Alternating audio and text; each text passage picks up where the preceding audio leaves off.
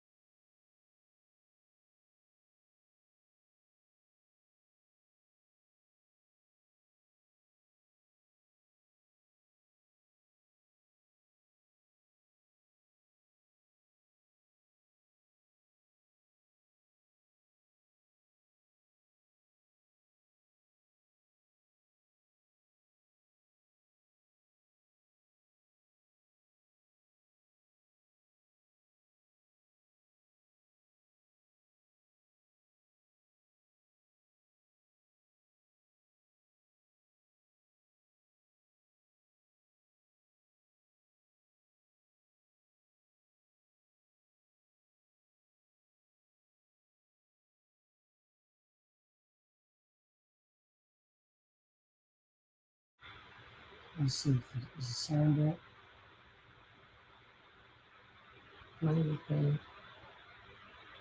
Okay, there we go. There's a delay. All right. All right. So, so sorry about that for y'all that didn't hear how I made it out. I was just saying that, you know, there was a 3 truck, all of them 18 wheel 18-wheel trucks that are mangled on the side of the road. So they need a bulldozer. I say all And of how that. long was traffic like? Traffic, we stayed out of our cars on the freeway. That's how bad it was for 2 hours. Wow. So 2 hours went by. I was able to check emails, handle 2 Zoom meetings. Your girl Rebel forever working in this thing and handling business. Yeah. You got to multitask and make the best out of your time, even when you're on the side of the freeway. So everybody got out their cars. It was like a bad horror movie. Like, when something like a volcano's about to hit, or like there's about to be like a disruption, or a bomb is about to fall, and everybody's on the freeway, and it's like a super still quiet. I was just expecting something to pop off. You feel me? I was like, I'm ready either way. You feel me? I'm ready either way. But no, like I was like way scared. I was like way scared. I was like, Jesus, Caltrans didn't call the radio. They didn't tell us what was going on. Like, you know what I'm saying? So yeah, and it was bad, you guys. Like gasoline, blood, that type of thing, all inside the freeway. Slow down. We were going down that long steep that you come from when you come to Reno. A lot of y'all who took that Reno trip up through Sacramento to get to Reno, y'all know what I'm talking about. There's a steep going up, and then there's a lower steep going downhill. We were facing downhill. That's where all of the accidents were. So shout out to those individuals who may have lost somebody who was a truck driver, because they didn't make it out, bro. Really? Bro, after I saw the wreck, bro, like I just was praying as I like drove by. It was abysmal. It was like something out of a horror movie. It's all bad, crazy, bro. It really does. But we're talking about body positivity and the notion of what we're up against and the expectations of society. Like so many individuals were pressured, and the pressure is on.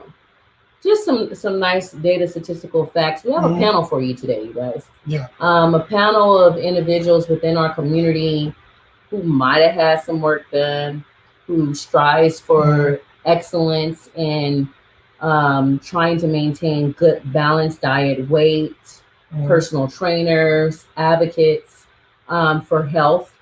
We're going to be discussing plastic surgery, right? We're going to be discussing the pressure of the ultimate body, and I'm gonna be real transparent, like I always am. Right? I want you to. Yeah, because I got a few questions. You know what I'm saying? Rebel Ray want a donkey booty. I want a donkey booty, but guess what? I have never been able to attain a donkey booty. I just don't have it in my genetic makeup. Man, you work for that thing. You know what I'm saying? There's certain workouts you can do. Okay, but I feel like if I pay for that thing, like a fast transfer or something, that's the easy way out. It's not none of your business either. That's the easy way out. I mean, that's everybody's business because everybody's gonna see it. I mean, I'm just saying. Well, those are the discussions we're going to have right now. So let's bring our panel on before I hit with the statistics. All right, panel. Everyone's looking wonderful. I'm waiting for Miss Kia. Hello, Miss Kia. So we're gonna start with Miss Kia introducing yourself. Miss Kia, go ahead and introduce yourself to our audience. Hi, I'm Kia, aka Gianni. I have plastic surgery, so this is a perfect opportunity for me to go ahead and tell people why I got it and the pros and cons behind it, and maybe give you information to some surgeons. All right, thank you. Your perspective is wanted and needed. Next, we have Miss Janae. Hi, I'm Janae. I have always been I guess I'll say a smaller person, skinny, all my life, and I'm trying to change something. And that's really about it. I'm here to give you the small person's perspective. Okay, so you're a little, and I wouldn't call her skinny. You know what I'm saying? I call her like maybe slim, thick, but she's athletic built. Petite. petite. Well, yeah, I kept myself. Petite. Yeah, I give you Petite. that. Petite. Petite. And what's your height, if you don't mind?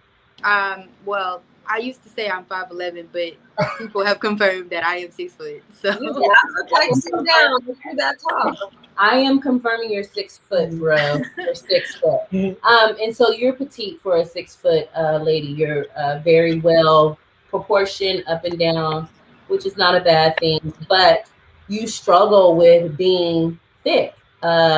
Please tell us the pressure. Why? Where do you reign from? well, I was raised in Georgia, down south. So the majority of bodies down there, everybody thick or slim thick or, got a donk, or, got some type of, I don't know, juicy body to them. So like me growing up, is definitely like a struggle because everybody was like, oh, look at her, she's so small, like da da da. It definitely took a toll on like my self-esteem. That's crazy how it goes on both ways. On both ways. Like the thick girls, the bigger ones, have issues, and then the petite ones have issues. So we gonna go back to that. We're going through introductions. Let's give it up. Thank you, Janae. Let's give it up to Miss Sean. For Sean, she is on the line. Tell us a little bit about yourself, Sean. I am a fitness trainer / nurse, and I've had issues with weight loss, mainly because of trying to conceive and be pregnant and stuff like that, and so it made my weight fluctuate. And because I guess I used to always watch other people on TV, it made me very insecure about how I looked, and I didn't like what the trainers were telling me and how they advised and stuff like that, and the quick fixes. And being a nurse, it kind of offended me with the quick fixes. So I decided to go to school and get an education in athletic training and kinesiology and physical education, so that I could do it for myself, create a program that I felt could make me look the way I wanted to look, but also do the internal health at the same time. Yes, that's my friend. That's my friend. Okay. All of them are my friends. But I am so proud of my friends, right? And knowing my friends, because they all have their different movements in the community, what they do, how they connect. So, I kind of want to pose to the panel, and again, to all of our listeners and to our viewers, I did invite men to be a part of this discussion, because men, they struggle with body dysmorphia. They struggle with being too tiny or being seen as sickly because they don't have the body mass, or they struggle with being overweight and not fitting in or not seen as something that's approachable to date. So men, they may not talk about it, but yeah, they struggle with this whole understanding of weight problems. And guess what? It's not just women getting plastic surgery anymore. Men are getting plastic surgery. They're getting BBLs. What are men getting plastic surgery? So I know some men who have gotten tummy tucks from Access Skin, right? Which is a health issue. Yeah. They have gotten the removal of breast tissue from their pictorial glands. So they remove that actual gland that grows the breast tissue. I've seen where they remove fat and put it and round out their behinds, like us women do. Yes. So fat transfer. So it's a lot. They get fillers in their face. So men are. What is a filler? Right.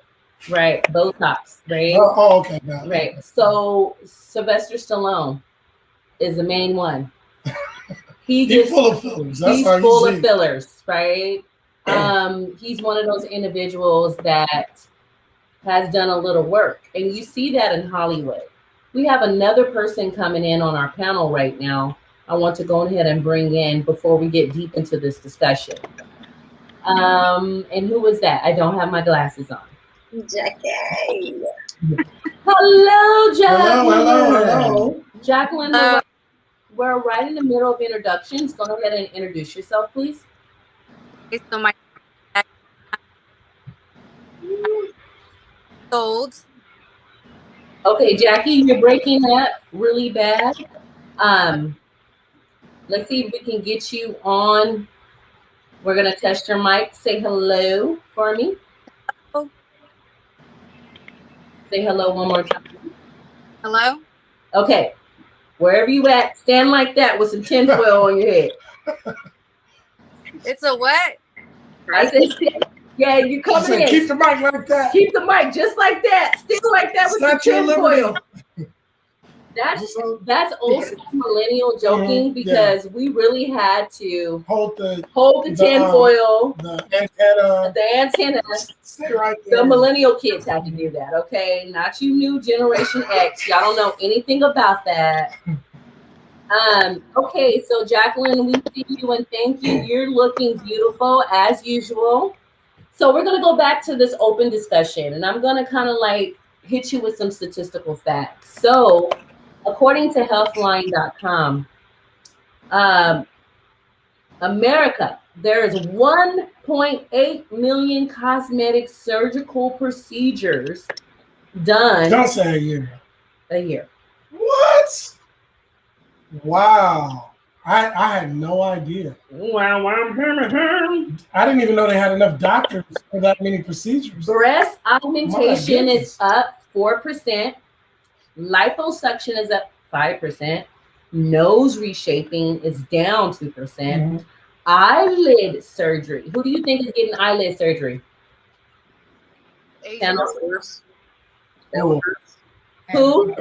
Elders. The elders, right? Women with heavy bags, men with heavy bags, and Asians. People who are culturally have slanted eyes, they're getting eye surgery done. And tummy tuck, right? It's about the same. So body sculpting procedures such as buttock augmentations, which improve the contour. Body sculpting? It's called body sculpting. And we have someone who actually uses body sculpting. She'll be able to talk about that in a good way. Perfect. And what is done for her. Buttock augmentations, which improve the contour, the size, and the shape of your butt, and your thigh lifts, which reduce excess skin and fat of your upper legs. So they saw an increase in all of that. So just the minimum invasive procedures like the fillers, the fat transfer, there's a minimum of 15.9 million a year. 15.9 million procedures done in a year. And that's Botox, fillers, chemical peels, laser hair removal. Okay. It seems like you got folks on the assembly line or something. That's for sure. Like a lot of people. For sure. So when we're talking about making money, my God, these plastic surgeons are making money. So let's open up our panel. Let's talk about the influence of body dysmorphia. Growing up in adolescence, why was it important to be seen as super shapely or super skinny? I know, in the 90s, it was like kind of in, or the 80s, I would say, for you not to have a big butt. Now we see this whole different trend. Petite was in back there. Petite was really in, right? The organic body. So let's start with Krishan.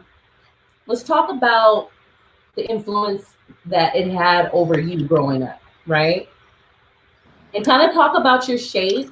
Do it in a way where people don't see you as a piece of meat or whatever. But I love your shape. But again, that's because I don't have donkey booty. You know what I'm saying? You was born with donkey booty, so it's like you always want what you don't have type thing. So just talk about the pressure. So fortunately, I basically grew up with 4 brothers. I'm the only girl. 2 are my real brothers and 2 are my first cousins. So to be sensitive about your shape around them wasn't possible. I I had to like tough it out. If I cried about, you know, how I look or whatever, or something like that, they would literally beat me up. So wasn't allowed to feel it. But as I got older, my aunts and my both my sides of the family, a lot of the women have very large derrieres. So my mom would tell me, "You about to you're gonna get it." She would try to warn me, and I'd be like, "No, I ain't gonna never be big as y'all. I ain't gonna never have that." And sure enough, I think I had my son early, my only child. I had him early, and right after I had him, I already had a little butt. It went everywhere. And so the thing was, everybody was like, Sean, I want it. But it never brought me, when I dated people, they never dated me for me. They dated me for how I looked. So it brought it the attention that I didn't want. But I didn't realize that. So I kept getting in relationships with people who I thought were paying attention to me, but they were never paying attention to me. They were paying attention to my shape. Um, Fast forward, I ended up getting with my husband, and I had gained a lot of weight because I had only had one kid. So I kept trying to have children, and if they would always, I would always miscarry at about 9 weeks. So within the last 5 years, I think I've had maybe 11 miscarriages. But my body fluctuated the weight. I would gain so much weight trying to hold on to the children that I would feel uncomfortable with myself. And people would look at me and be like, girl, you gained so much weight, because they were so used to seeing me with a small waist and a large derriere. But then one day it came about, I was trying to get into my nursing scrubs after having like a miscarriage 3 weeks ago, and I had got so big that I couldn't fit any of them. So I just cried in the middle of my nursing scrubs, and from that day forth became my own personal fitness trainer, and Legacy Health and Fitness came into play. Woo! Awesome So story. ain't it? Awesome. And so, you know, when we talk about maternal health, we're definitely going to have you on. You have an amazing story of perseverance and love, wanting to have another child. So I appreciate your transparency. It's going to help someone to hear you tonight on this podcast. We're going to go back to you after we hear from our other panelists just about what Legacy Health is about and why it's so motivated. So thank you for sharing your perspective in adolescence. We're going to go to Kia. Kia is going to talk about the perspective and the pressure of being the skinny girl. I want to hear your perspective. Well, that is the story that I have to talk about. So I've been tiny all my life, to the point where growing up as a kid, I always thought that it was something wrong with me. Like, why God didn't bless me with boobs? Why God keeps me skinny while the other girls in middle school got boobs and going through puberty? I got caught literally stuck in my bra at school. So for a long time, I always wanted to have bigger breasts, but not a bigger butt, because I knew that wouldn't look right on me. But my mom, she was always like, she passed away, long story short, but she was always on my side, where she turned the skinny shame into something where I ended up being a model. So she always would tell me, God made you this way for a reason. God made you that way for a reason. Don't look at it like, you know, like how you're supposed to. You know, of course, BT will come on. You got all the thick girls shaking butt and all around. And I'm like, I can't do none of that. I don't want to be like that. But I had long legs. So my mom always would tell me, you have a petite body. You have petite. That's what the white people like. That's what the white people look for. You get to wear the cute clothes. You get to wear the shirts without the bras. And I would be like, what? That's ugly. Like baggy clothes. Like, no, mom, no. So I would be that type of girl. But I ended up, my mom pushed me so hard to embracing who I am, my size, where it ended up turning into a modeling career. I did end up becoming into Ebony Essence and Black Enterprise magazine when I was a teenager, because of the simple fact that my mom pressed that issue, like, you got something that other girls don't got. And when you get older, you're going to realize it. So, you know, take heed to it, adapt, be who you are. So I've been a tiny girl all my life, had issues all my life. But I always said, I'm going to get boobs one day. I want boobs. I swear to God, I don't care. My brother, everybody in high school, you know, they were like, oh, when you get older and you get heck of kids, you're gonna gain heck of weight and be this like fat person. And I'm like, y'all got me messed up. I ain't about to be fat. I'm gonna stay skinny.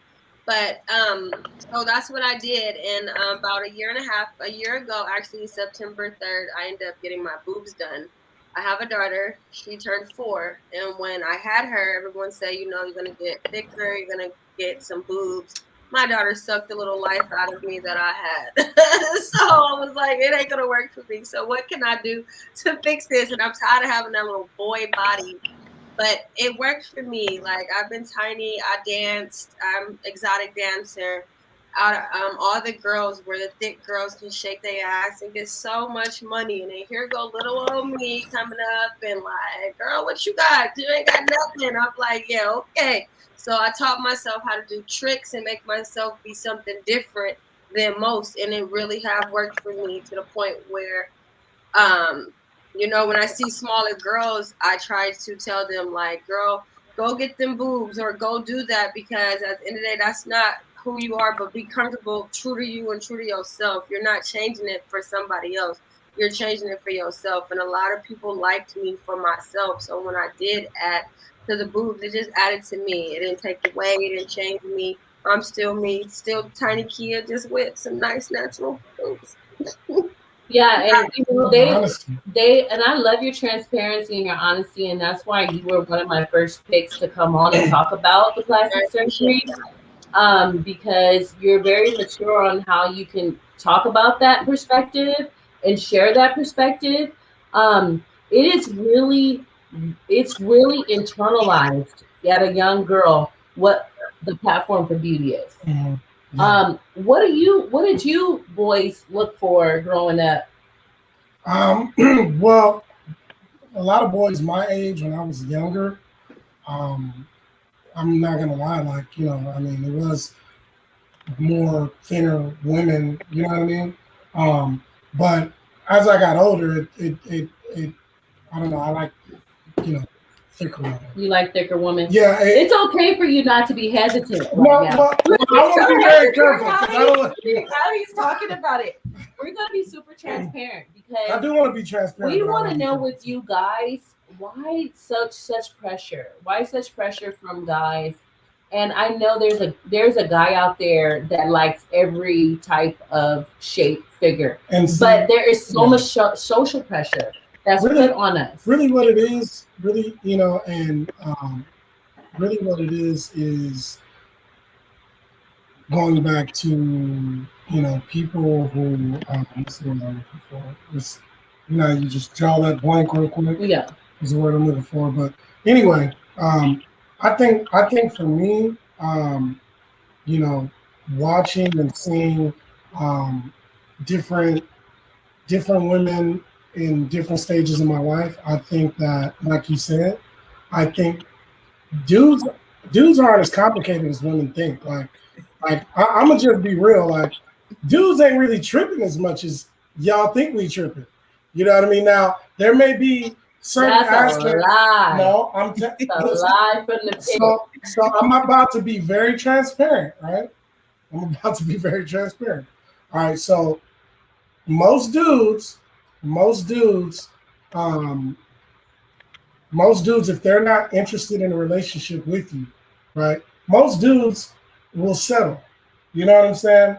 For What? if it's not a relationship thing, if it's just you know, just we just chilling, we kicking No, it. wait, that's like this saying, no, men will do anything walking.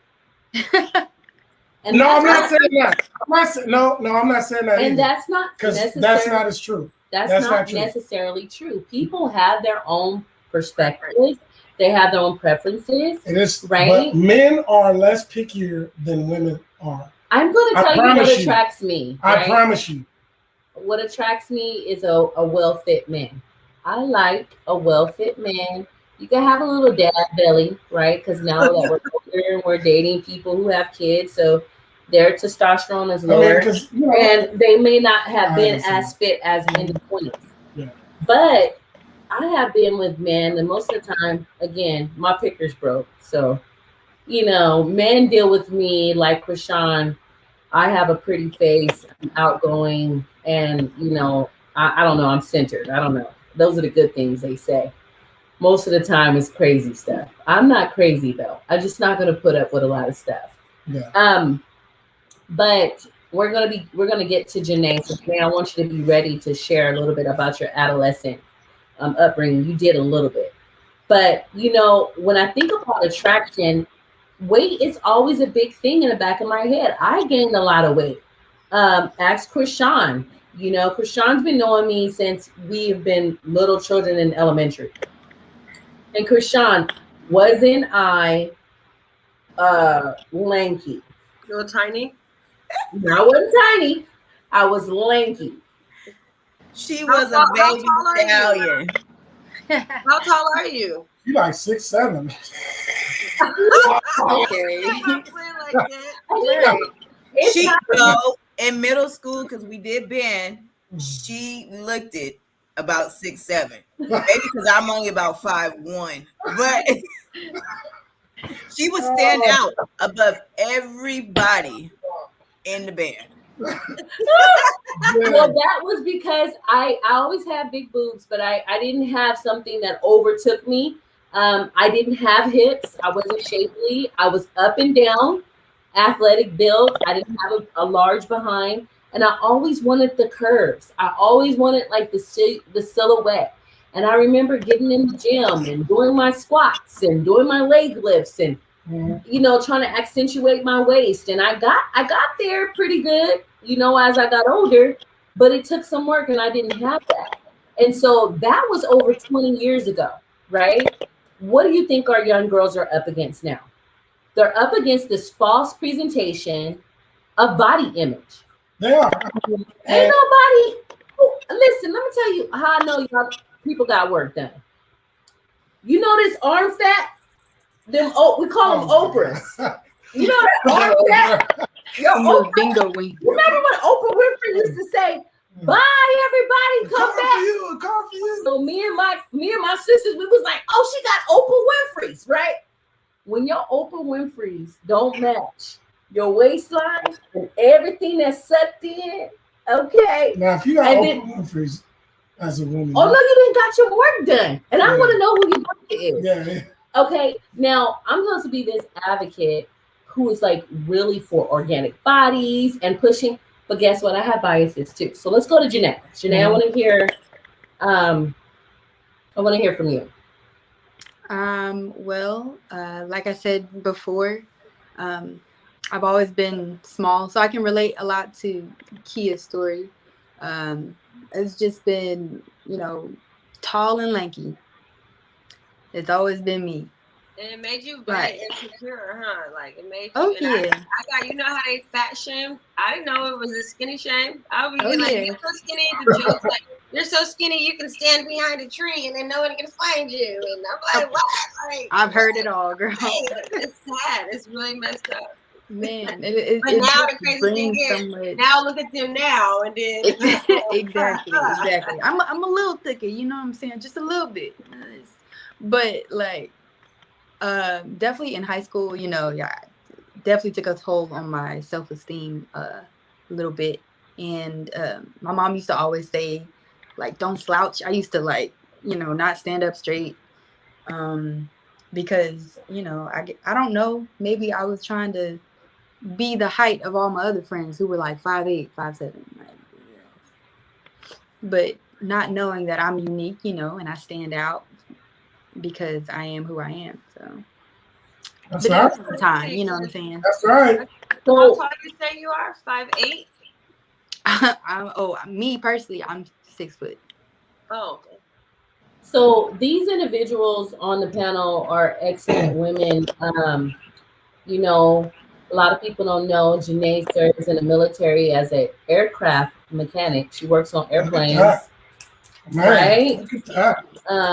Beautiful black female that does that. Airplane engineer.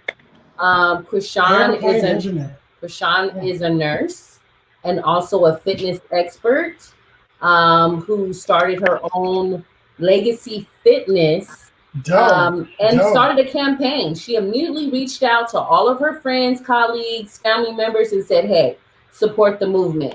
So we're going to go back to her movement, and then we have Kia, who's an entrepreneur. Kia is also understands both on the outside of organic body and also having plastic surgery done in a way that helps in the self-esteem of individuals. Now, my question is to Krishan. Krishan, you being all this health fancy expert, but also a nurse, and being able to have that ability to understand medically what's happening in the medical realm when people mental health depends on plastic surgery. So have you heard of any of the false narratives about mental health issues regarding plastic surgery and always feeling like you need to get some work done? A lot of my clients want plastic surgery because they think that it'll make them feel better. But and usually what ends up happening for some of the people who have got the surgery, and it doesn't solve the problem. It doesn't heal you until you accept you. It's never going to work. It doesn't matter what you do. If you cannot accept you for who you are, then you getting something bigger or you get something smaller is only a temporary fix. It'll just give you the pure enjoyment of other people seeing you differently, but it'll never make you love yourself whole. So there's a real thing called plastic surgery addiction. A lot of people don't know that. The Kardashians really showed an eye and were able to give a behind the scenes, real world, in time, real time view of what plastic surgery and what you have to go through. Even for invasive stages and invasive procedures. I felt like that too. Like when I got my surgery, I was very scared of like, oh, am I going to be one of those girls like, okay, I got this done. Am I going to want that? Am I going to want this? Am I going to want that? But like Sean said, you have to be true to yourself, like I said, because I know what I wanted. And I said, I don't want to be this whole made up person. I'm still me, you know, I'm just have a little enhancement. I would never get a big butt. I can't even gain the weight in my stomach to go get a BBL and a fat transfer. My body won't even allow that. So like she said, it is a mental thing. I have a friend right now. She's heavy set. And she have to, like, you know, in the America or United States, you have to lose a certain kind of weight in order for you to get the sleeve. Like, you know what I mean? As the nurse, you know. So my cousin mentally, she couldn't do it. They told her you have to get to a certain size. She will drink the water. We will go to the lake, the marina. We'll do so much things to get her down. But mentally, she couldn't do it. So she ended up finding a surgeon outside of United States and Mexico. Thank God everything went okay. But mentally, she wasn't ready to dedicate her time and to do it the natural way. But in Mexico, they don't care. They don't care about no BMI. They don't care about how much, you know, as long as you get that money and you get your blood work and all that, still don't even matter because it's regulations and protocols when you change states. So she ended up going to Mexico and got the sleeve done.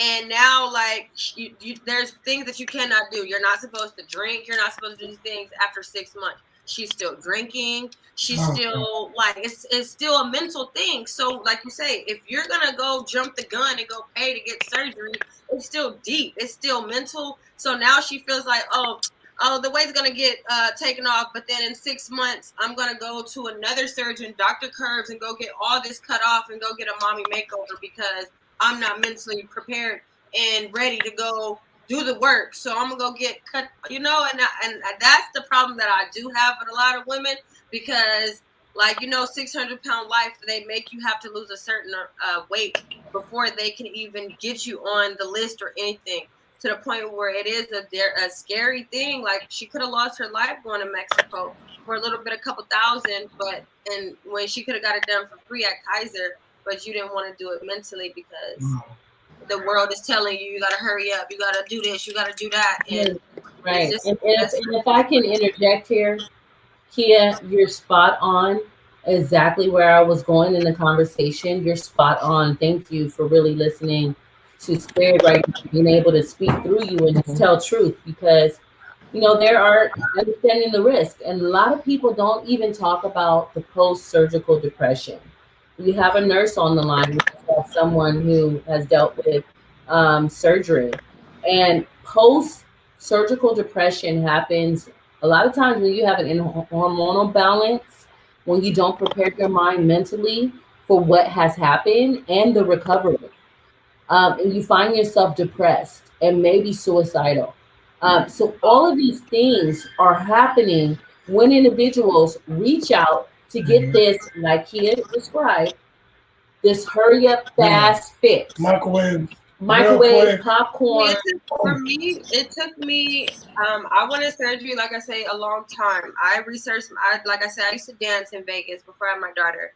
In Vegas, my surgeon is the #1 surgeon. I could have got it fast and did, but I'm like, and timing. Everything's timing. I didn't want to rush them priorities. Like everybody, hurry up and want to go look good. But I'm like, at this point, I have a daughter to take care of. So it took me 5 to 6 years after the first initial consultation to get my surgery. Because my mind wasn't there, and I'm like, okay, if I get this done, what is it really going to bring me? And I wasn't at that moment when I was dancing. I felt like, oh, let me get bigger boobs. It's going to make me hella money. It's going to make me get bands on bands. But in reality, I made money without that. So it wasn't a rush for me compared to everybody else. But once I had my daughter, I see myself as being a little bit, better.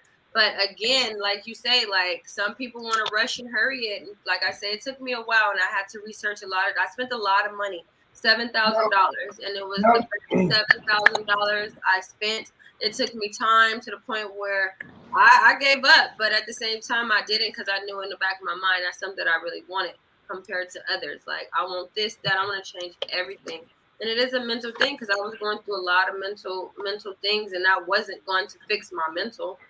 Unlike other people think, oh, I'm gonna do this and it's gonna change. But when you go behind the closed doors and the walls, you look at yourself in that mirror, you still feel the same. You just look different. Yeah. Now, do you think that you feel different now that you have had the surgery? Is there a drastic change, or is it just? To me, see, the difference with me is I'm still true to me. I'm still the same person. It didn't make it. I didn't feel like I'm in a higher category than people who don't have surgery. I don't feel like I look better. I mean, I do look better. Don't get me wrong, but I'm humble. You know what I mean? I'm not sitting there portraying myself like I never got surgery. I'm just this whole made up person. Like anybody asks me, even like I could go outside and people look, and then they'll ask me like they're scared and they're like, "Are they real?" And I'll be like, "No," but I'll tell people my story and they're like, wow. And like you say, you never know who you're gonna meet compared to somebody like, no, I've been had boo, like don't lie because that's not true to who you are. And then people gonna go look through your social media. Like I show my journey and everything. Like I do look different. I feel good when I dress, but I still felt good when I didn't have boobs. So again, so transparency is key. And I kind of want to bring Krishan back into this conversation about and pose the question: if you could, would you go and get a fat transfer if someone already paid for it? You're on mute. You're on mute, Christian. Oh. Okay.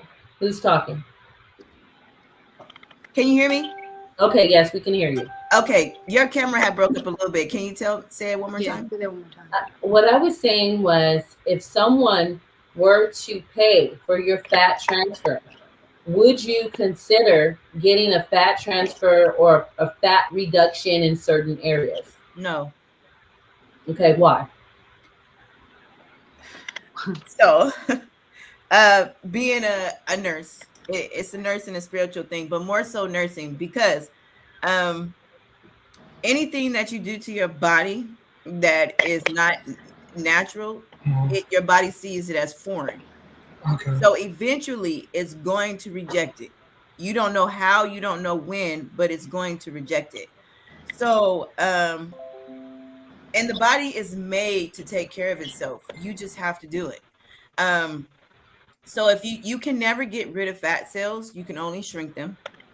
So if you just work out and you eat the way that you're supposed to, you may not get the body you see on TV, but I'm happy with the body that I have. So I know, because I did my ancestry, that I'm part Samoan. So these lower legs, cankles ain't going nowhere. But I've accepted that. Somebody's asked me, would you get surgery on your legs? Not never. Because I'm gonna just keep these legs because they don't keep coming back. They can't do that. It's genetic. Well, they won't come back. If you work out, they won't. I can still shrink the fat cells, but it will change me. I have been used to buying wide calf boots, and I'm kind of okay with that. So I'm gonna just you true to you though. I love me for who I am. That's good. So I would never go. I don't condemn anybody has done it, but for me mentally, it does nothing for me. So I'm not gonna spend my money. I need my change. No, yeah, I feel you on that. I would say it. I couldn't do the fat transfer. One, I don't really have fat to transfer, so Girl. that's can't really do that. I respect that answer because I appreciate people that go and grind and get it without surgery. I think it's a healthier alternative. It really is. We're coming in okay. Our video feed is coming in okay. It's a little delayed. Oh, you're okay now. Okay. So just keep checking in with us. Obviously, everybody's having internet issues. That's how the world works with everything going virtual. So we apologize to our viewers. But we're talking about body dysmorphia. We're looking at the myths around plastic surgery. We're looking at who actually got plastic surgery, talking of their narrative. And of course, we have male narratives, but we only have our Collins tonight. Hey, I'm gonna give it to you clean cut and uncut. Oh, really? Yeah. Oh, really? So you might panel, not like it. I'll give it to you. So panel, let's pose a question for our Collins. Going ahead, starting with Kia. What would you ask our Collins about weight and this whole notion, false narrative of what men like? So like you said it earlier, back then it was like petite girls. I mean, back then it was curvier girls, but it was natural curvy. It was natural thick. It wasn't as much as plastic surgery now. So my question to you would be, say right now you out and you see girls dressed on their nicest and they look good, and say it's like 3 girls. You see 3 different sizes. You see a petite girl, straight up and down. You see a petite, slim, thick. Then you see a straight curvy, or actually I say then a curvy one. Then you see a BBW. I'm the BBW. You ain't Girl, bye. So let me ask you this: have you been with, out of all those 4 women, have you, in your years of, being experienced with women, out of those girls, what is your go-to? All right, so my first disclosure is, so I don't get in trouble, I'm married, just so everybody knows. It's while we're having this discussion, because I don't want people. And your wife know you ain't going nowhere. Don't nobody want you or Collins. I just gotta say that. Shout out to Netta Collins. Yeah. Because I'm speaking about my past and different components, so I just want to be clear about that. Okay. So we appreciate the love. Yeah, you know you. I'm the older sister. I was gonna give you anyway. All right, so for me personally, right? For me personally, and for a lot of people that I know personally, right? And I have friends I have white friends, I have black friends, I have Mexican friends, Asian friends. I mean, any kind of race you can think of. I have friends in those nationalities, and I've spent a lot of time with all of them. You know what I mean? And I know what they like. I know what I like. And for me personally, and then I'll kind of bring them into it too. Just with all the guys and that I've known throughout the years and knowing their perspectives, right? for me personally, I like a woman who is a little bit thicker, right? Now, Why? Thinner, Because it's low handles. thinner, Low handles. thinner. What'd you say? I said why? Because it's low handles. It's not even that. So Okay, all right. Before you say it, can I just ask? Is this it? Somebody come save us. You sweating over here. I'm gonna give it to you. I'm gonna give it to you 100. I promise. I just want to know if this is it. So I talked to, but I hang with Thug dude, so they ain't gonna get on no podcast. So I asked before I got on, and they said they choose according to, and not to sound like very nasty, provocative, but their penis size. Because if your penis is small, you can't hit that dick. You're right. Because you can't get all the way. You can't get there. You can't get there. Not enough room. Okay, I'm gonna be quiet, but I just Getting want to know.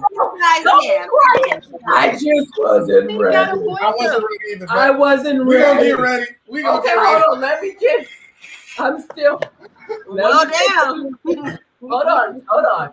Let's pause this for a Just for minute. a second. Because I drink some water. Real quick. Rebel Ray, let me drink my water. Hold on. You're spilling tea. Oh, gee. Spilling the tea. I mean, I agree with her because, yeah. Yeah. Because, you know. Okay, Yeah. hold on, Kia. Hold on, because I know you can take the conversation. That's just your personality. I need to hear this from Krishan. Krishan, start again, because I'm sorry, I dang near spit out my water. No, it's not it's not me being like provocative or nasty, but if you really think about it, and if you really think of the cultures, and I'm not justifying a culture because some cultures some people, there are some extraordinary people in some cultures, but for some nationalities, they tend to have smaller size penises than larger ones, and then certain people have smaller penises. So you notice that what I was understanding is that if their penis is kind of on the smaller side, they tend to go for the easier access. You can't have all that behind if you have a smaller penis because you're not gonna make it all the way through. Oh my god. So it I made never thought about that, but hey. So It you made me tend think to like the slim women. me exactly. I promise you. I don't even know how to act. I just want to know if it's true. Oh my God. That is a new perspective. Okay, that's a I new have heard, perspective right? because I ain't heard I ain't that. never heard that before. Because It makes sense. It it's makes sense. forever. Look, let me get my braids off the top of my head. I So you had gotta be hit the to wrap my head on that one. Listen, that was a lot. Okay. well look. So I have had every type of every man try to get at me. And a lot of it is the whole fantasy of taking down a 6-footer and just getting it, getting a hold of it, in the right. Maybe I can climb that tree. Yeah, you go. Climb that tree. And I say, now, I'm so used to hearing that, right? About my weight and my size and the presentation that I bring, that I'm like, are you that lumberjack? And then they don't know what to say. Because, you're not breaking down any big redwood over here, right? I do the breaking down. But that's a whole nother story we're going to talk I need about. to know Art's answer. Oh yeah, he didn't finish his answer. So, all right. Well, I will tell you this. All right. So, like I said, it's hard to answer what you said exactly because that's a new perspective for That's me. a new perspective. But I will tell you that. from the perspective of, and I don't need nobody throwing bricks at me. I just got to keep it 100, right? All right. Now, from my perspective, it's a better film. You know what I mean? Like it's a different feeling. So you're coming from an anatomy. I'm coming from compatibility perspective. I'm not saying an emotional anatomy. feeling. Oh, anatomy. Okay. Yes. Physiology. It's a better physical feeling. You know what I mean? Okay. I've had experience. In my first go around, but I feel like, it's a better experience. You know what I mean? All the way around. Now, don't get me wrong. I'm not discounting anybody who is, not as thick, you know what I mean? Because those can be really good experiences too. It's just that, I don't know, thicker women just tend to have a better experience. All right, so I think that's the whole drive. We know that men are logical; they're not emotional beings. They are emotional. I want to take that actual false narrative out of the atmosphere. Men are emotional beings, but we tend to think in American society that they're not, and that they work on just what R. Collins said, right? Just what Krishan said, that they look at the compatibility of the girl and is it going to add to the experience? And I think as a woman, or anybody who identifies as a woman, we hold a shared concept or implicit bias that a thicker woman in this dispensation of men is where it's at, right? The whole experience is much better. And I think it's probably centered around compatibility and sex, right? Because but some guys probably prefer, something a little less thicker. Now, but most guys that I know do like a little bit more thickness. Now we're talking about American society, right? So the last time we saw that thick women were really in was in the Renaissance period, in the Renaissance and Elizabeth. What? Yeah. The Renaissance. You see their body like that. Yeah. Renaissance, Elizabethan period, and also in the period of Julius Caesar, where we see a lot of the imagery of the organic body being shown, right? So whether it was through art, whether it was painted, the natural state and curves of the woman, whether it's the fupa that was showing, the irregular belly contours, you saw that in art. It was celebrated. The full figure woman was celebrated. And we went through this transition in mankind in the 80s, 40s, 50s, 60s, 80s, 70s, 80s, where you saw that we preferred a petite, smaller woman. Or we preferred that we were in shape, right? That's the era that I was in.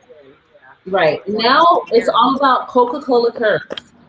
Having the Coca-Cola curve. It really isn't the even unnatural about that waistline. Yes, it is. No, I'm gonna just there's a push for it, bro. It is, but it isn't. Every dude is not looking at it. It is. A lot of men now, to be honest, when I'm in the clubs, like the dance clubs, booty clubs, or whatever, I'm starting to see a lot of men that kind of are offish now with it. With the fake look, because it's like, damn, you and her, y'all all got the same ass look. What am I really, getting? Like at the end of the day, yeah, it look good, but as soon as you take them clothes off, does it really feel good? Like, does it really? So you're that's exactly what it is. See, dudes, when we see a woman, right? And it don't matter if she's thick or if she's not thick. Like in our minds, the first thing we're thinking, and for some reason, I don't even know why we're programmed like this, because you guys are more emotional. You're like, oh, I like his eyes. Oh, his smile. Oh, but us. I don't give a fuck if them shoes slide. No, she got nice ass. But us, we're thinking more. The first thing we're thinking, we're not thinking, oh, she has pretty eyes. I love her conversation.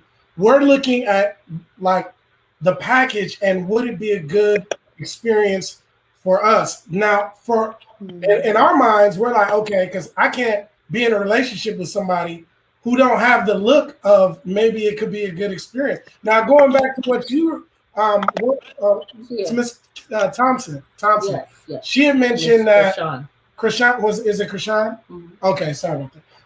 So Krishan, you had mentioned how you would get with a lot of guys and they would only look at you for your body and not because of you. Well, here, let me just rewind real quick because you may have missed out on some good dudes because dudes are programmed like that. We're looking at that first. That is the first thing we're looking at. If we're not compatible with that, 98% of the time, dudes are thinking like this. Okay. If we're not compatible with that, let me come get my friend. I'm about to. He's right. My husband told me. If we're not compatible with that, in our minds, it's not gonna work for us. Like, you know what I mean? But if we see it and we're like aroused, this is what, like, man, this could be a good experience. Okay, now I'm gonna pursue the personality.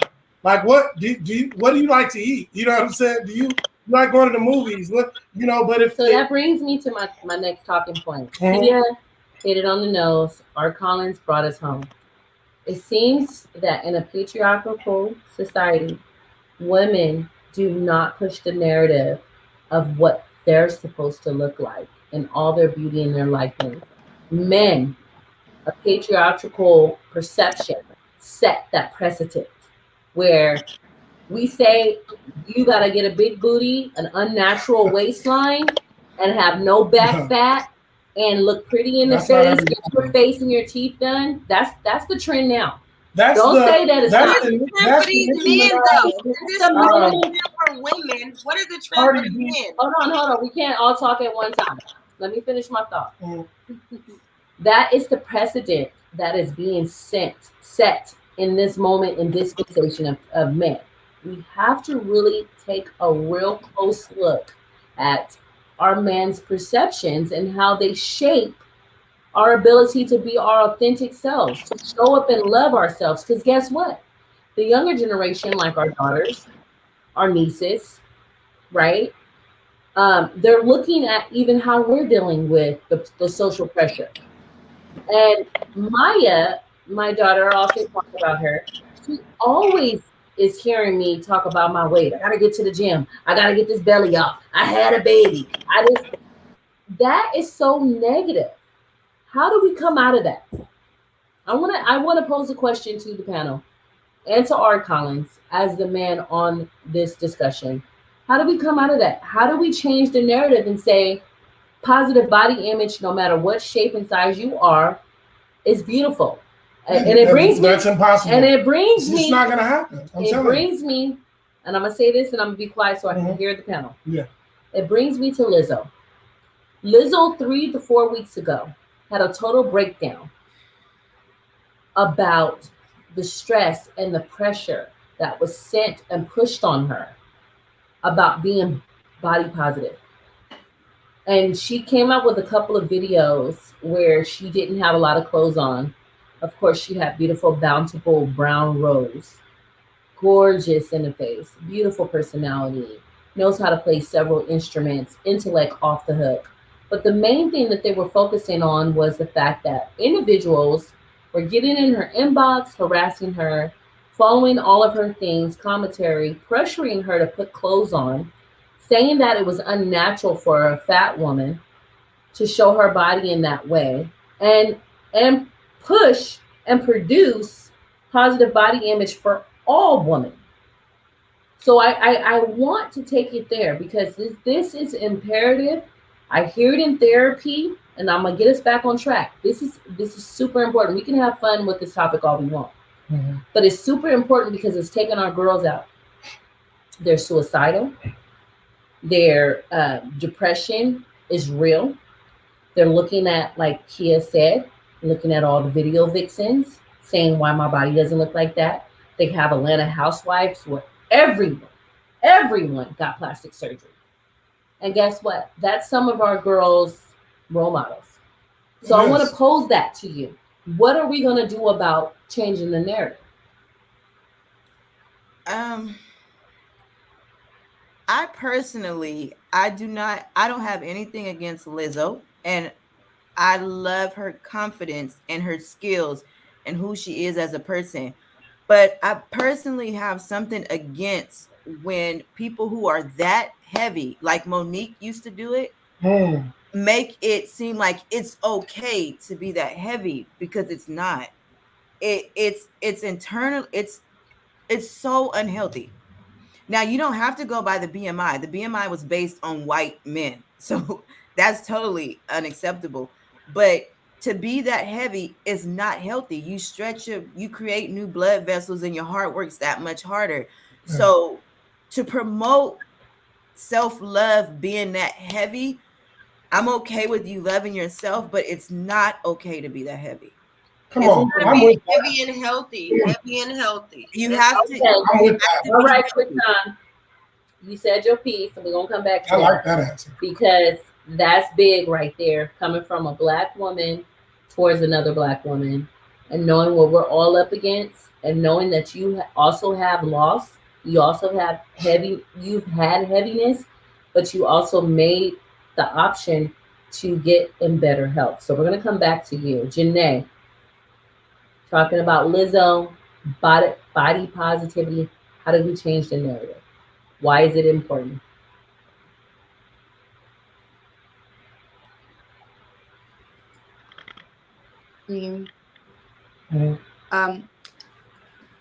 I think that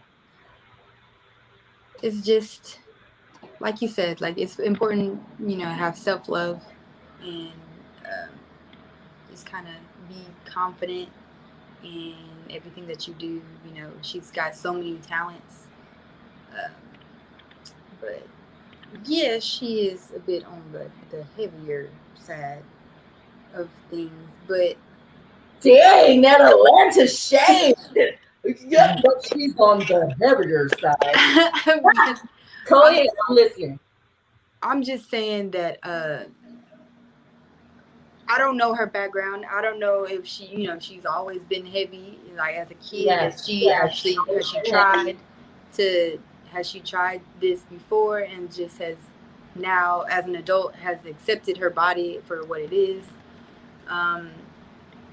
All in all, I personally I don't see anything wrong. I think she should continue with what she's doing and spreading, like cutting the rumors out.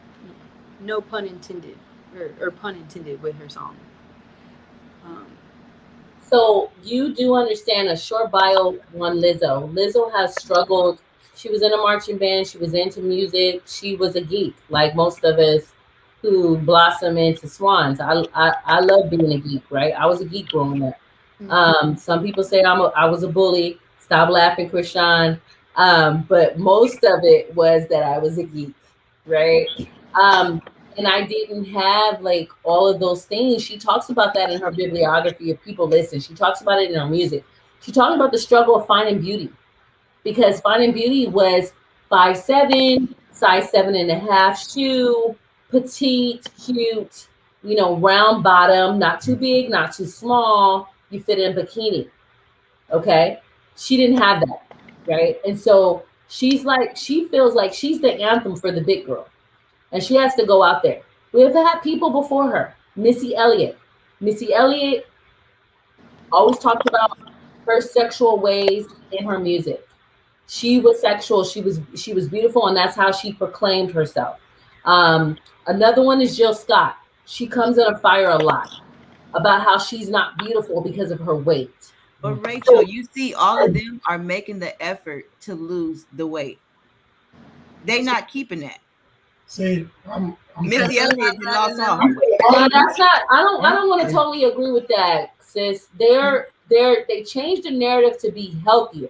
That's what I'm saying. That was my point. To me, Yeah, they're not just to lose the weight because other people says they're too fat. No, on the scene, because that's what people are saying. Like, you need to go sit down, Lizzo. You're not cute. You got all that flaps jumping everywhere when you twerking and you doing all of that. Like, people are really chewing into her. I'm gonna be real. No. For me, I feel that, it's okay. I mean, if you're talented and you want to express your talents, you know what I mean. But I feel like that to me is perpetuating unhealthy living, in my opinion.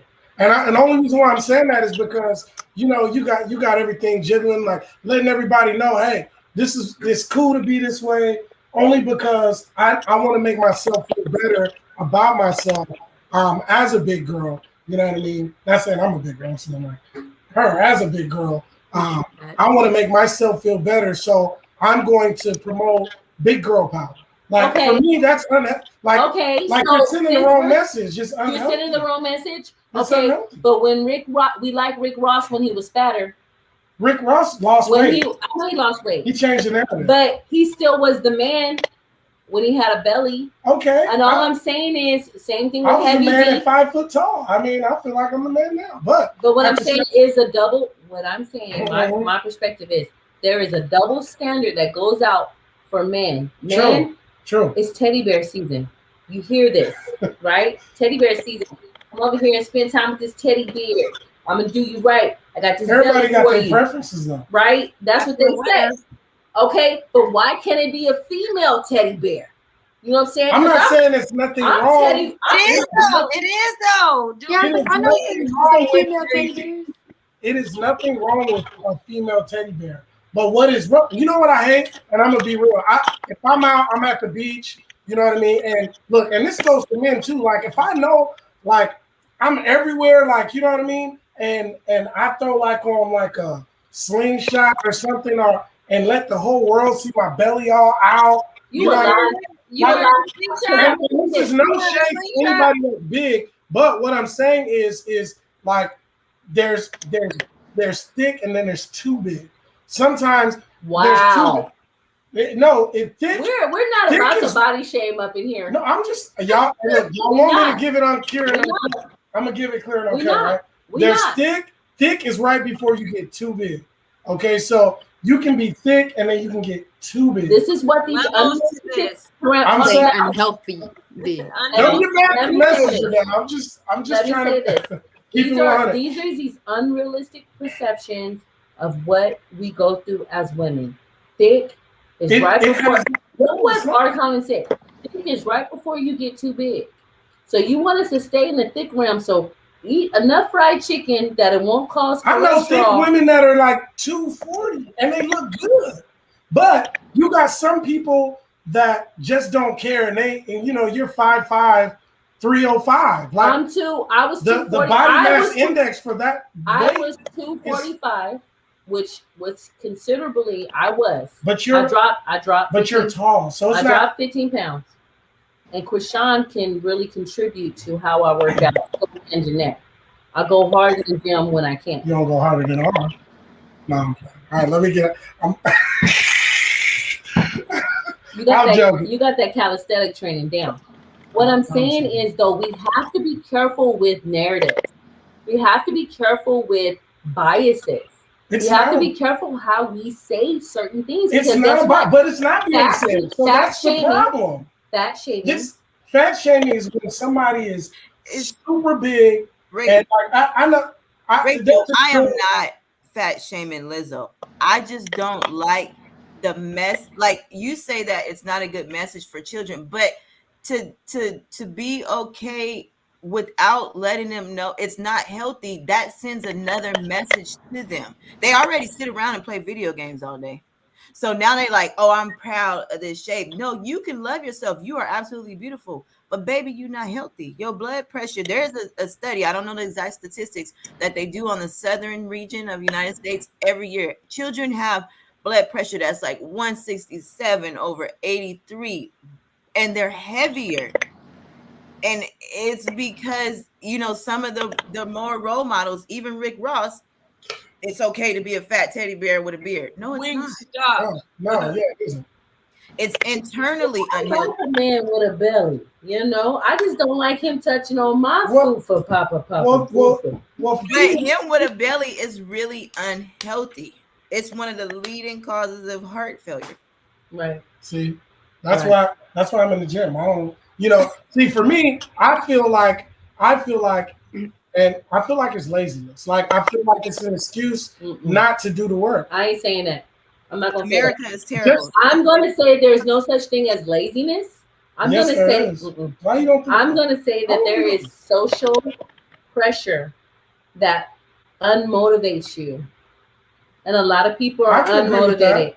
So let me shout out to Mama Loretta. She's on the line. She said that's what is wrong. Listening to other people about your body. If you're listening to other people about it, it causes them to eat more foods which are unhealthy. So you do have this reoccurring problem of people falling in this depression because they cannot get back to the weight that they're in. Shout out to Pitt Strickland, Jefferson Strickland, organizer For Kings and Queens, he's on the line. Shout out to you. Thank you for watching. Listen, we got to figure this thing out. We got to figure this thing out for our daughters. And we got to figure this thing out for our nieces and everybody else that's around us in our village. I got to figure it out. I mean, let me tell you something, brother. let me put this dude in his place. We got 2 daughters that got cold shapes already. They only 7 and 6, 8.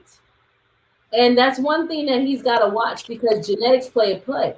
Certain genotypes, which like Krishan touched on, she has a lower half that's Samoan. She has an upper half that is black.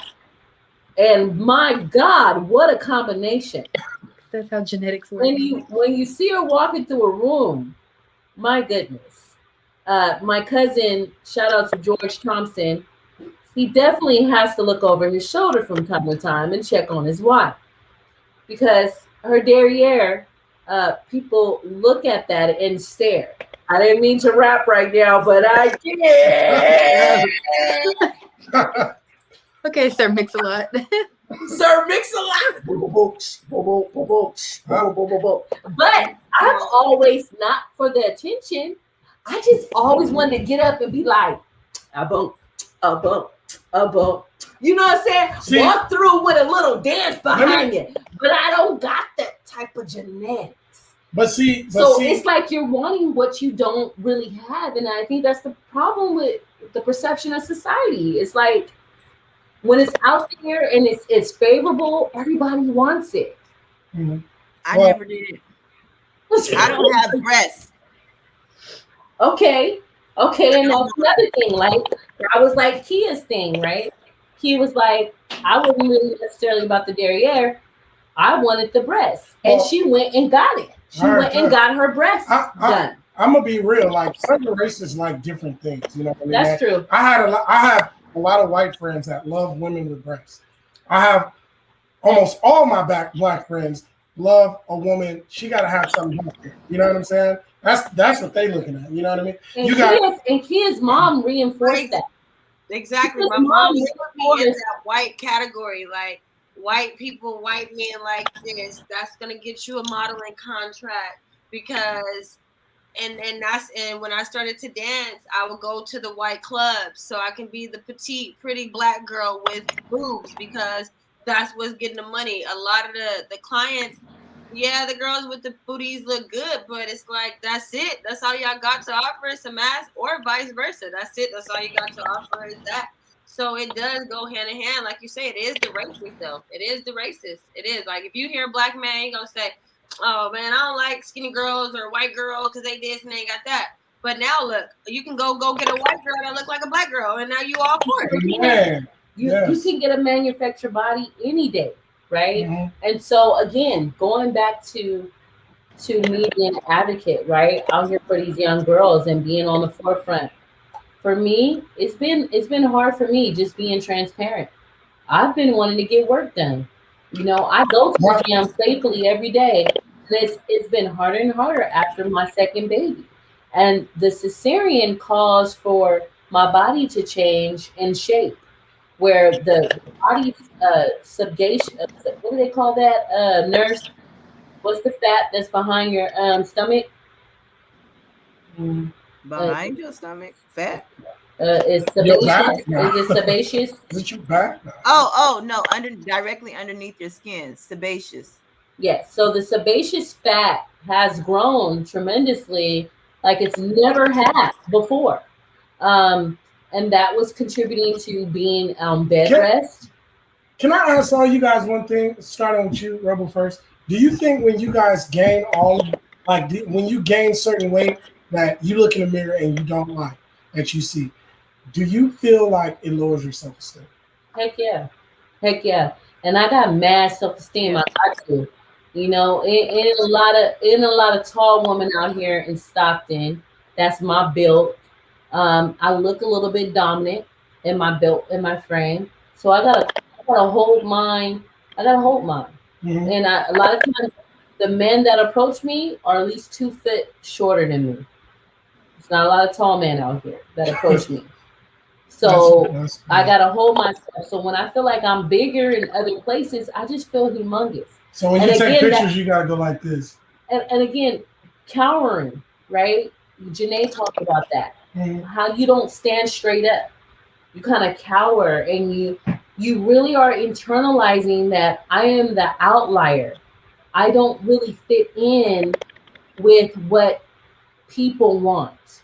And even though people they try to date me or they want to have sex with me, right? Those most of the times those are fetishes, tall girl fetishes, long legs, um, and they're not about intrigued support for your internalized self, right? And so yeah, I struggle with that. I struggle with gaining weight, like most women do in American society, because it's seen as you're not healthy. You're seen as you don't take care of yourself. You're seen as lazy if you don't work out and you gain all this weight. They don't look at the hormonal balance. They don't look at you're getting older. They don't look at that you've had kids. There's a lot of toxic masculinity. So going to Janae, going and talking about the dating scene, you're currently single. You were once married before. Um, what is attracting these guys out here when it comes to the appearance of your weight? Well, I mean, fortunately, since I've been married, my ex-husband, he liked how I looked. He was just like, "There's nothing wrong with you." Um, fortunately, I haven't had or dated anybody that was like strict, like just straight up, "Oh, you need to change this, you need to change that." So I'm thankful I wasn't pressured by anybody like that I was dating, but these other men out here are ruthless. Like, I was married for 7 years, and now I'm like back in the game, kind of, sort of, and so I'm just like, no, thank you. But like, I don't know, it's different. Like, you can tell who the men kind of flock to, which is the ones with the bigger butts and the thicker. So the bigger butts that you were saying, you kind of cut out the bigger butts and the thickerness. That's what they kind of flock to, and that's what you actually date. That we're not talking about someone outside of your race. They might like what you have outside of your race. No, Right. So why are you not open to that? Like, I wouldn't be. Look, I'm gonna have to come in on that because I'm telling y'all, I'm telling y'all. I think y'all women, black women in general, trip off of their weight more than we do. Like, there is somebody for everybody, and I don't mean that in the sense of you just get to scrap as in somebody for everybody. There's that good dude out there for you. Really, there is really a good dude out there for you. You know what I mean? Yeah, you're gonna have to filter through the ones that, because you got the reason why they flock to the Cardi B's and the looking type chicks is because it's just a sexual thing. That's really what it is. It's a sexual thing. But trust me, dudes don't want to settle down with certain chicks that look a certain way because for them, they're like, look, if I get with you, there's a chance that I may lose my sanity because you ain't, you're not, I'm gonna have to watch you. You know what I'm saying? Certain ones have that certain look. So I want to shout out to Panamanian Peach. She's one of the individuals that always comes in. Shout out to Daniqua Hester. She just joined live also. Panamanian Peach, you can put in the actual, you can actually put in the thread. This is what she said to the panel. She said, "This is why I decided to do body sculpting to limit surgery." So does that really work? Like, I hear a lot of people. So I had Jack Remo, who currently does body sculpting, and has done that and has promoted that. I have tried it myself, and it does work. Really? I have before and after pictures where I've taken inches off within a session, and so I've actually tried different things to try to maneuver my fat in the way that I want it to look. And a lot of people do body sculpting. So Panamanian Peach, if you can talk more about why you chose body sculpting, we would appreciate that in the thread. But that's important because a lot of people are like, well, it's still organic. It's my stuff. I'm not allowing any foreign material inside. I'm controlling the fat cell. So what I used to do, I used to go over my tummy, my love handles, and my behind. I used to do a suction for the cellulite, and I also used to do what they called were vibrations or frequencies through the stomach that minimize the lipids or those fat cells in the stomach that Krishan was talking about. So I did that and I saw improvement, but that's costly too. Mhm. That's costly too. All of this stuff adds up. When you can get a $10 fitness plan at Planet Fitness and take your behind to the That's gym, $10 a month. Okay, I'm gonna go and use all this it's equipment. $120 a year. Yeah, I'm gonna go and use all this equipment and grind. I'm gonna go hard. But it's usually $120 for per setting for body sculpting. So you do the math. You do the math. $120 On average, per session. per session on Where average. do I take this class? And there's so many people doing it because of that statistic I gave you, of those 15, 16 million people a year that do it, they still have to continue the work of body sculpting and everything behind that. So it's still adding money.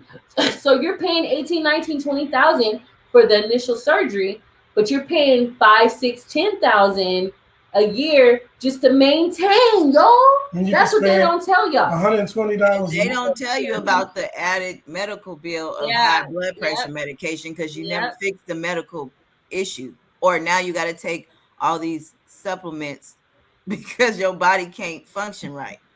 So we're gonna get back to that, Krishan, on the health tip because we have a nurse that's here. But I want to get to Kia because Kia does have another appointment she has to go to.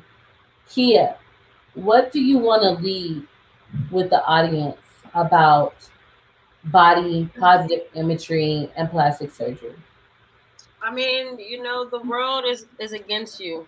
The world is going to be against every little girl, every black boy, every white girl in America.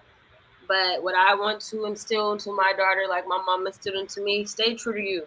When you do get to that age where you feel like, okay, I stayed true to me for so long, but something has to give. I want to be able to get the research, or now things are changing. So where you don't have to get plastic surgery in order for you to feel or look a certain way, it's mental. So I want to be able to, it's a mental thing. And I would love to keep it going and try to keep letting the little black girls or women, children to understand it's so deeper than what the world is portraying you as.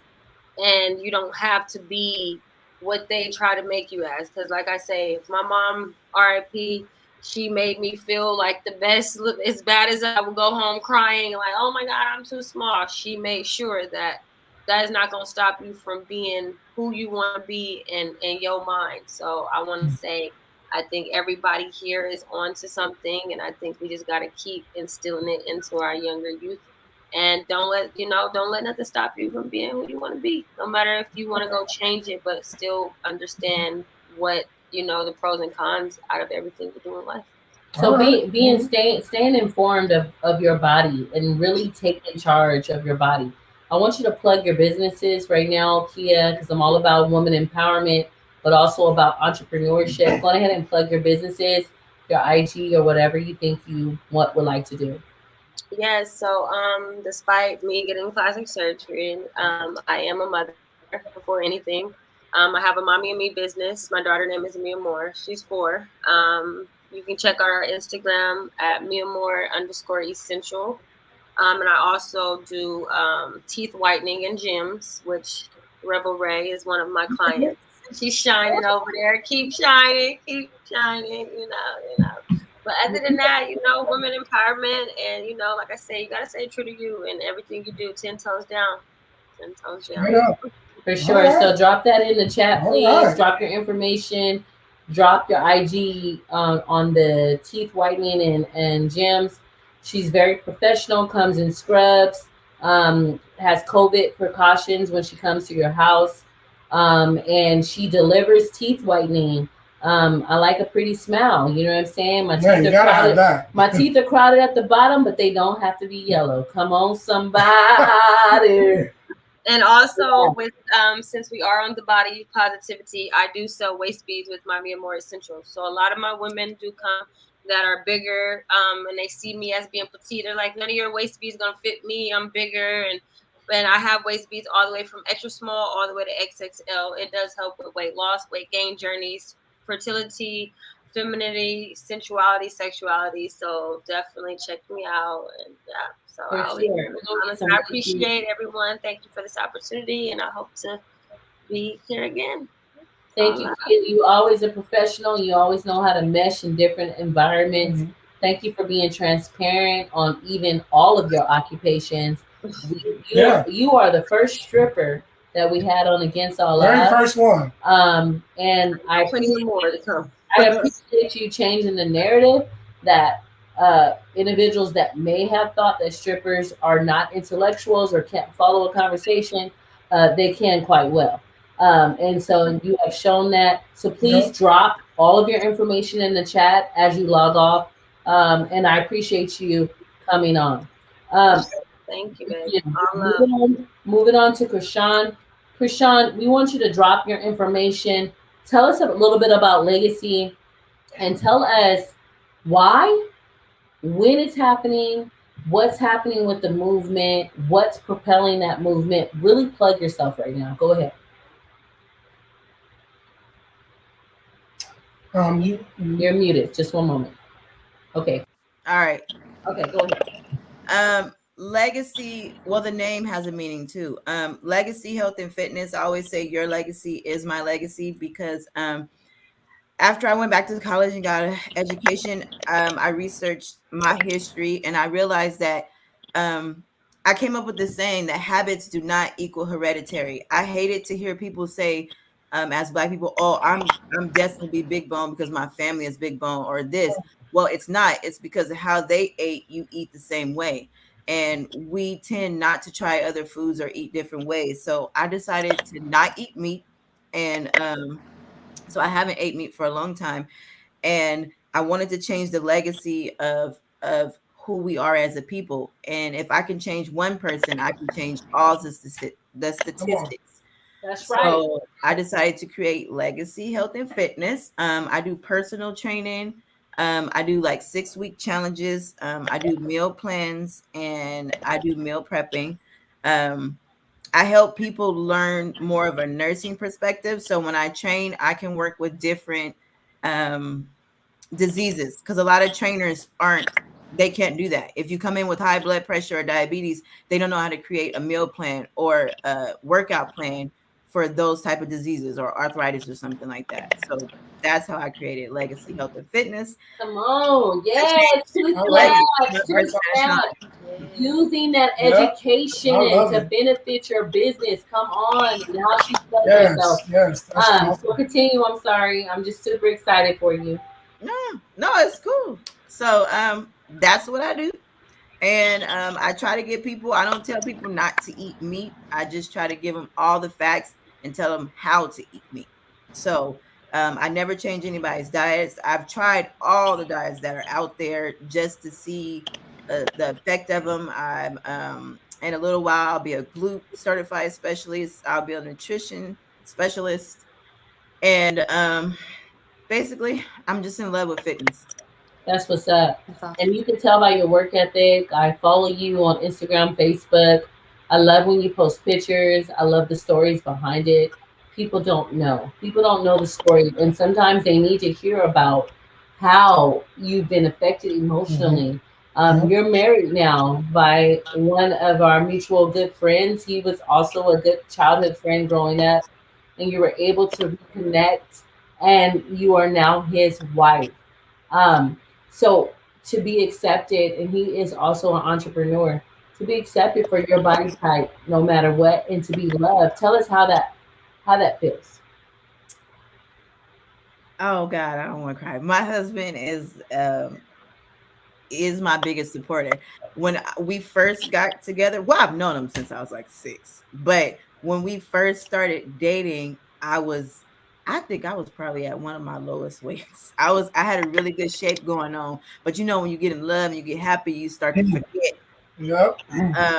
I started eating, and then also I was getting pregnant. We were trying to have a kid before we got married, and the repeated pregnancies kept making me gain weight. But my husband proposed to me when I was at my heaviest.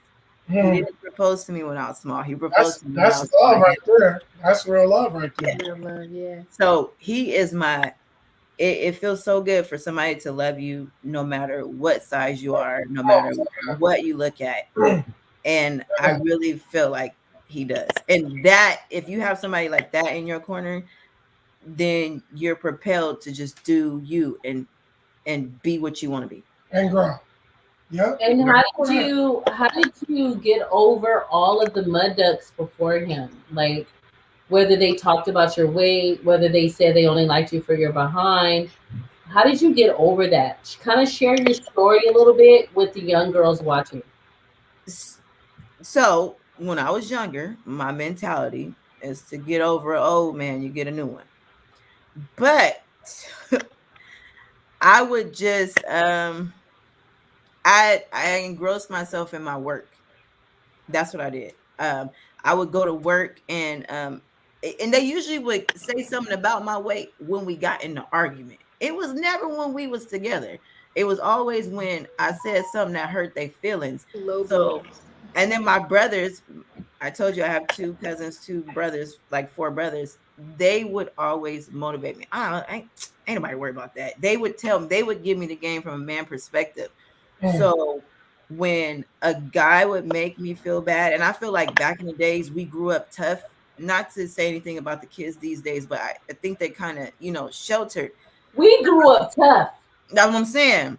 I so didn't have somebody to said something fights at middle school. You feel me? In elementary, I got in 1 or 2, and people through. Right? But when people said stuff to you, you didn't just run home and put on a hoodie and now you depressed. No, you went home, wrote your caps down. So the next time you saw them, I got some lines for you. I heard about your mama. Hey, yo, bro. Hey, sis, that was not me. I just was the fighter. Like, I didn't even have the words. I didn't have the power of the clap back. I was just like, I'm going to beat you up now. But we was never soft. We was never soft. So I could never be soft. So it was somebody said something about me. I was like, all right. I'm strong enough to know that I can get over it. Right.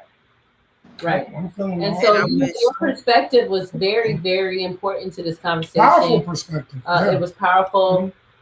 Even how you described how you were able to come back from multiple losses, 11 miscarriages. We're going to definitely have you on maternal health when we talk about Black infant mortality rate here in San Joaquin County. It is almost number 3 in the nation. Last time I checked in my coalition meetings.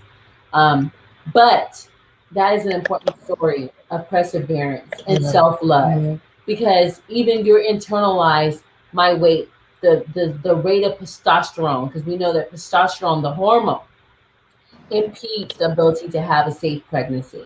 And so weight really has a lot to do with, can you produce a baby with it being as healthy as it is? And we don't have those courageous conversations. And I appreciate your transparency today. Thank you so much. Go ahead and plug your businesses again before you log off here. Legacy Health and Fitness. You can reach me on Facebook at Sean Thompson, or you can reach me on Instagram at, I think I'm Charm Love Jones, not sure. But if you type in my name, you can find me. I do 6 weeks challenges. I do personal training. I do meal prepping, and I do meal plans. And my next 6-week challenge, I believe, starts September 27th. And I will be there. Awesome. So I love supporting my Black sisters, especially being positive. We have to do that more. But you're really doing something for the community. You're motivating us to be our better selves. And I praise you. we will definitely have you back on to talk about maternal health and also talk about your stance with Lizzo. I have seen I have seen posts before about your stance. Yeah. And that's important to the conversation. And so I appreciate you. I applaud you. I salute you as my sister. Thank you for always, Rachel. always setting the standard, even when we were young. You set the standard. And so I appreciate that. Thank you. Thanks, Rachel. Okay. Thank Bye-bye. you. Bye. Bye, Sean. So we have Janae here, Miss Military, right? Air Force. Yes. Kind of leading us out on where you at in your journey about positive body positivity and the whole dating and how that plays a part. Kind of lead us out here. What do you want to leave with the audience? Well, I will say that I've always been, athletic build. When I was in high school, I ran track, did a little bit of volleyball, tennis, and then of course getting into the military. I was active duty for 7 years, so of course we had to do physical fitness testing just about every year, if not twice a year. So I kind of had to keep myself in shape. So like I said, I've always kind of been small, so it's always been kind of like easy for me to be in this type of shape, but also trying to build muscle was always the hardest for me. Like, you mean build capacity? Because obviously we can kind of see from your arms, you're a little chiseled, from your neck and your back, right? Your upper torso. Yeah. Are you talking about putting on weight? And that's what you were talking about? Say that again? Putting on weight, like being yes. Fluffy. Yes. Fluffy in all the right areas. Right. I mean, yes, that is the end goal.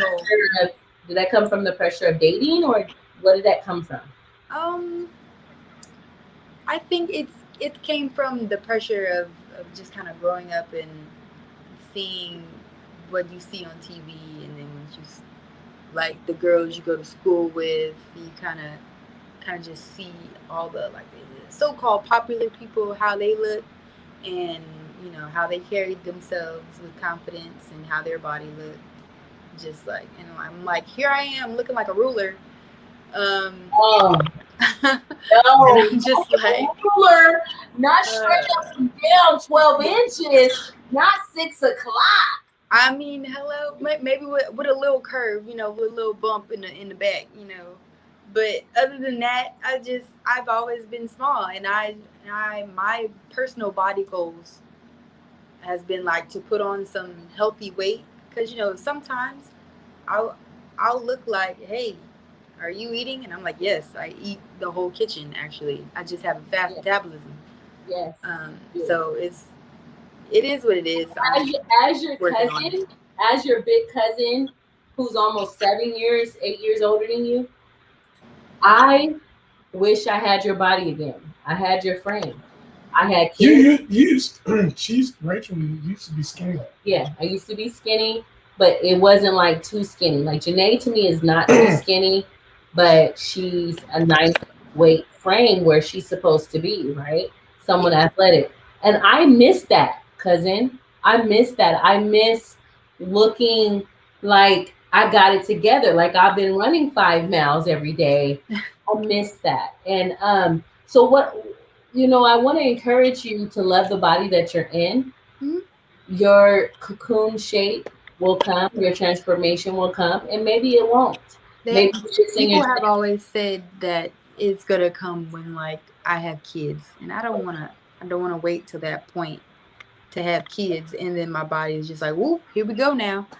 Like I feel like I want to have a step in between before I have kids to gain a little weight. And that's the idealistic world, right? But we don't live in an ideal world. Right.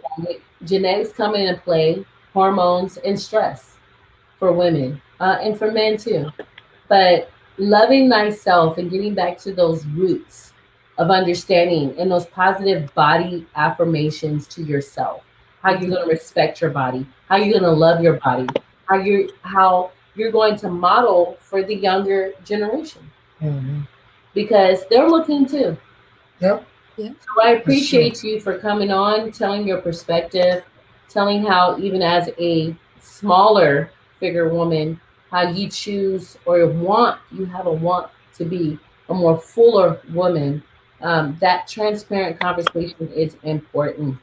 And I appreciate you for coming on. Appreciate you, Janae. Appreciate you, Janae. Of course. Thank Thank you. you Take for care. having me. Thank you. Have a great night. Thank you. You too, the same. Okay. All right. So, that brings us to, the end of this podcast, right? Mm-hmm. I didn't bring in doctors and cosmetology, plastic surgeons. I brought in the voices that matter, right? The voices that are struggling with the fact that they have positive body imagery. I had wanted to hear more from our men because they apply pressure too. Yeah. As much as they might not say it, they have stuff that they expect of us. I mean, yeah. Would you agree? And likewise, you guys got things that you expect of us, right? Well, we want to be able to see certain body parts when you stand up.